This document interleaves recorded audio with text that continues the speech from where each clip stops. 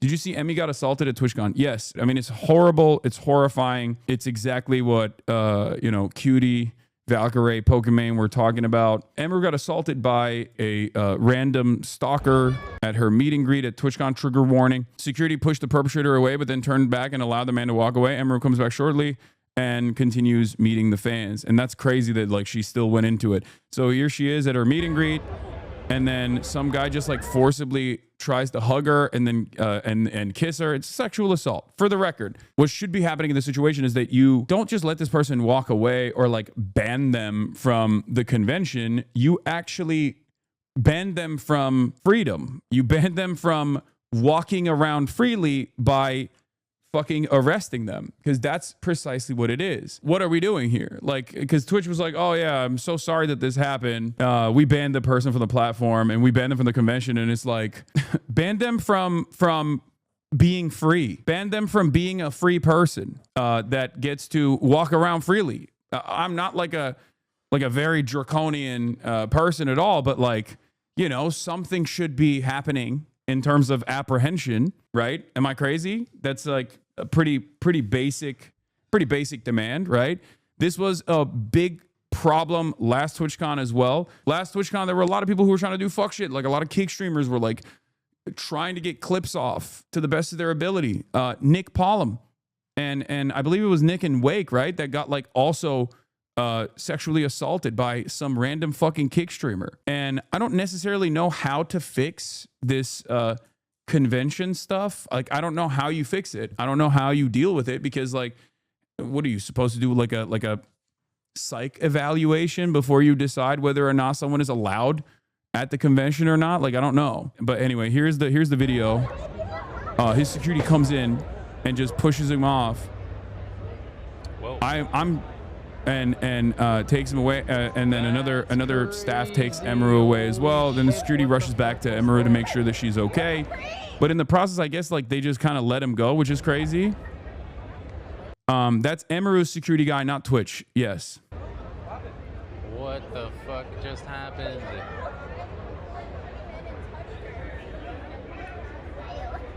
What the fuck just happened?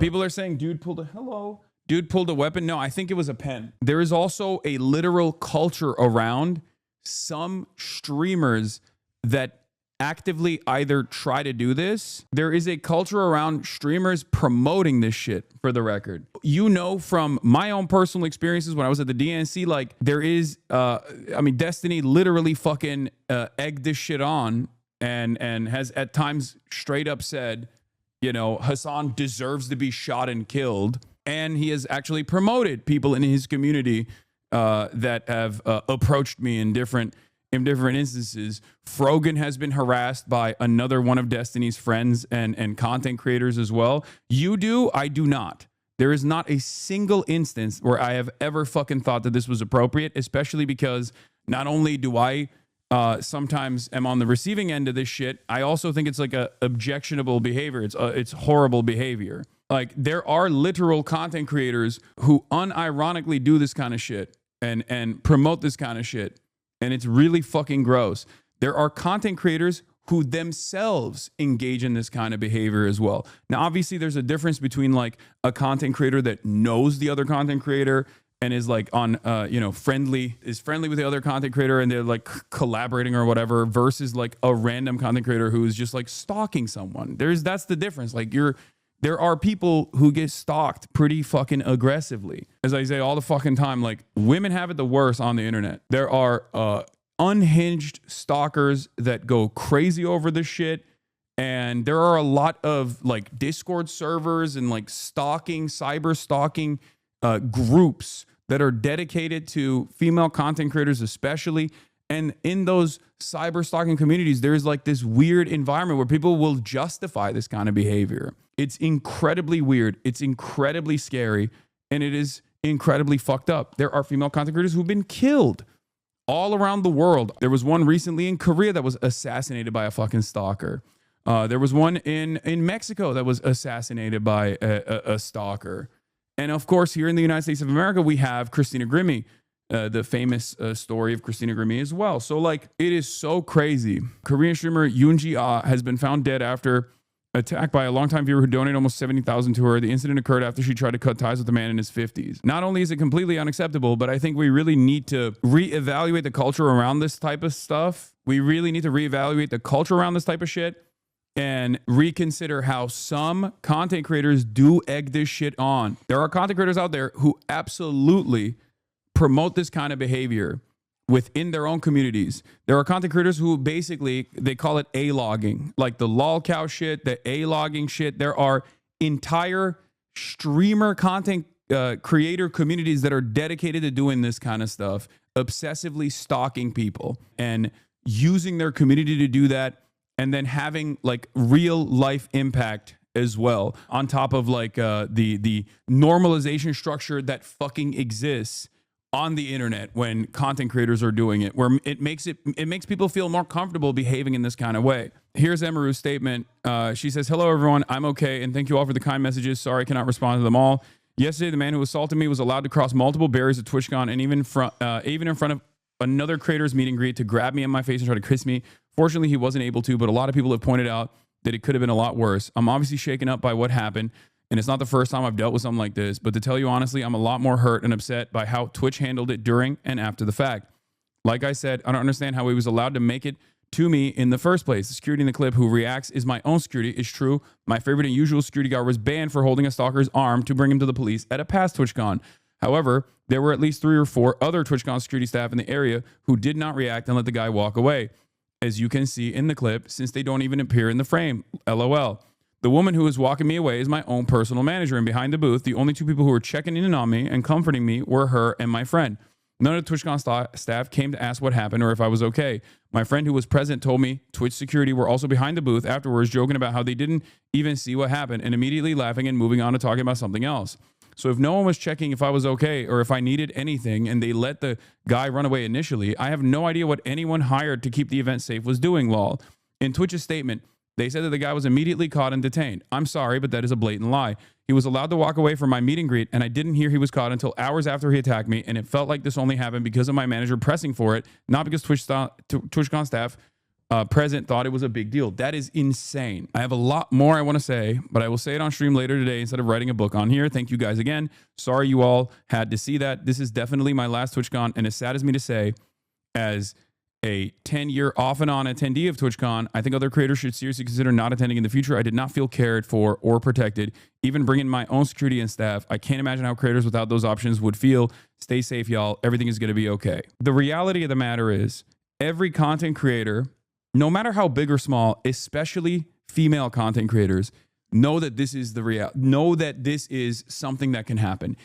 So if you actually see a female content creator, especially at one of these conventions, remember that they know all of that and they came in spite of all of that because they still wanted to see their fans. There is always this target on people's backs regardless. There's this target on like large content creators' backs as well, but it's not to the same degree. It's not to the same severity as it is for how consistent this is for female content creators. That's why for years and years, I have told you over and over again, whenever people are like, Hasan, you get harassed all the time. Do you feel like you're the most harassed person? I'm like, no. The average female content creator is cyber stalked and harassed way worse than I am. It is so insanely fucked up. And there is absolutely a culture of normalizing this kind of behavior.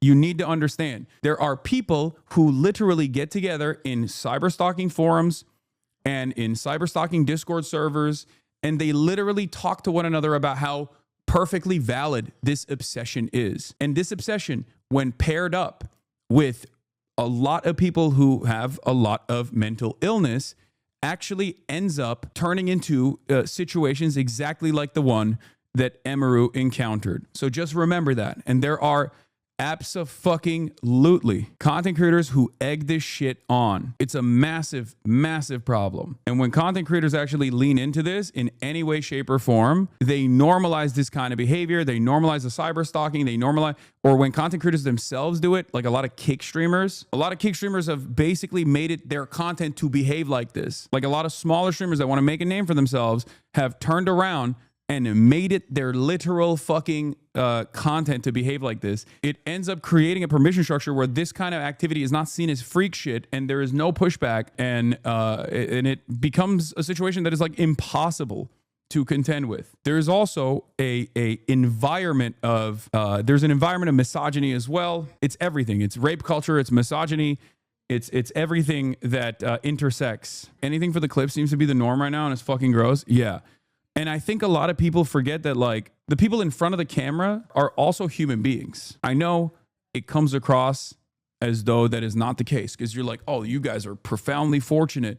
And also, there is this sense of entitlement where people are like, what do you mean? You wouldn't be in this position if it wasn't for me and others like me. You owe me shit, right? You owe me everything. You owe me everything I need to know about your life. You owe me every single thing that I want out of you. And for female content creators, it literally goes beyond where this kind of sexual assault takes place from time to time. I hope the one good thing that comes out of this is that people actually really check themselves and really reconsider what kind of spaces that they occupy and really reconsider how they behave on the internet, because nobody deserves this kind of, nobody deserves this experience at all. No one. It's so fucking unacceptable. I know that for a lot of people, they look at this and they go, whatever, she's fucking rich. It's like, okay, dude, you are just trying to justify that kind of behavior, justify that kind of like cyber stalker ass behavior if you ever say something like that. I see people that say that she's the reason why that fan did that because that's how she built a community. No thoughts, just, yeah, exactly. Luckily, there hasn't been that big of a pushback of this sort that I have seen in public, because everyone is very frustrated right now about what happened. But if you think it is a crazy thing to say, for the record, yes, it is a crazy thing to say, but you need to understand something, okay? While it is a crazy thing to say, people do say it. People have a tendency to automatically hit the victim blaming notes. They love doing that shit. They love insta-locking victim blame narratives. Here's the statement on that with Jason. I don't think that's true. Okay, maybe I should talk about this. Whatever, who cares? I had a security guard. What do you think the punishment should be? Jail, brother. What do you mean? Jail.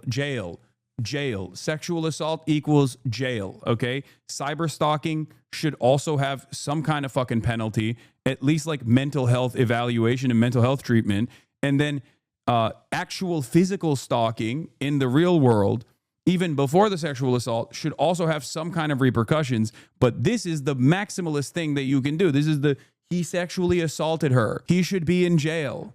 What the fuck? You do a crime, you go to fucking jail. Or at least that's how it's supposed to be. 2 years ago, where there was a guy following me around TwitchCon, and he like asked him to stop multiple times. My guard asked him, and the guy wouldn't stop. So he grabbed the guy, but he didn't. Like, the craziest part about this is every fucking content creator has experiences like this. Every single one. FYI, the person who made this tweet made a death threat against you. This person, Jay Lee Plays Games.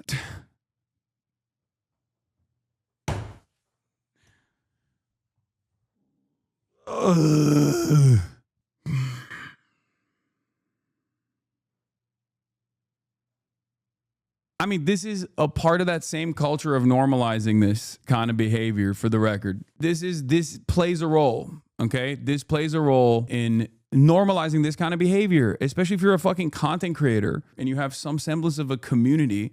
When you say stuff like that, your fucking freak-ass parasocial fans are also going to see that and be like, oh, this is awesome. We can all do this. We should all do this. It doesn't matter. The story is not about me. I'm just saying every single content creator has experienced stuff like this.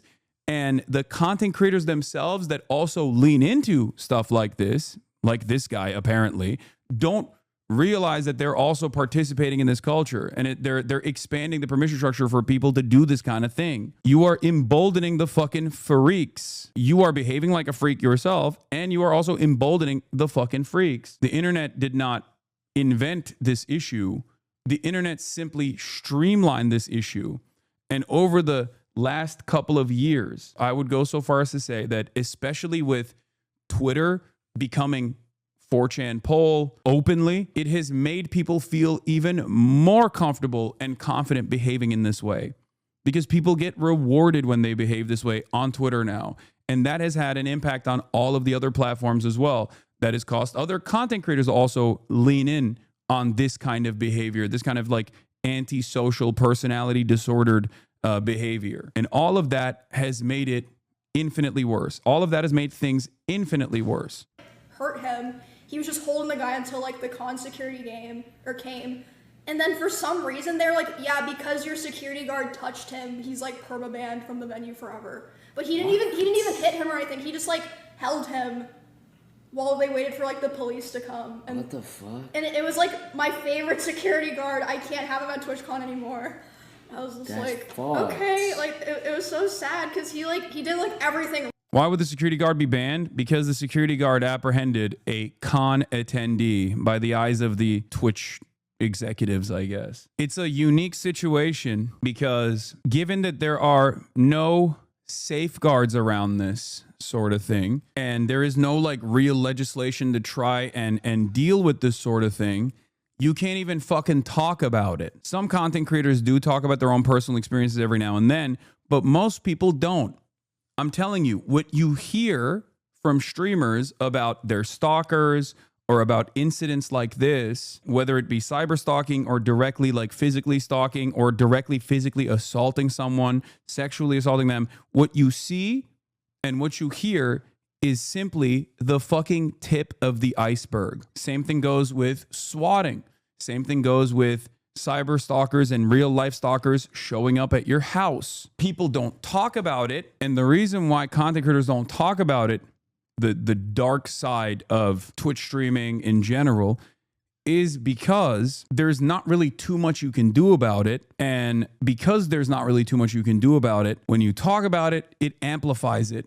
And it creates copycats. Because the one thing that these fucking dipshits want out of you more than anything else is to impact your life in some way. Just as you chat in the chat and the streamer sees your chat and reads it out loud and has that kind of brief interaction with you, some people take it one step beyond that, where they want to control your life or they want to impact your life in a negative fashion. It's almost like a puppet master.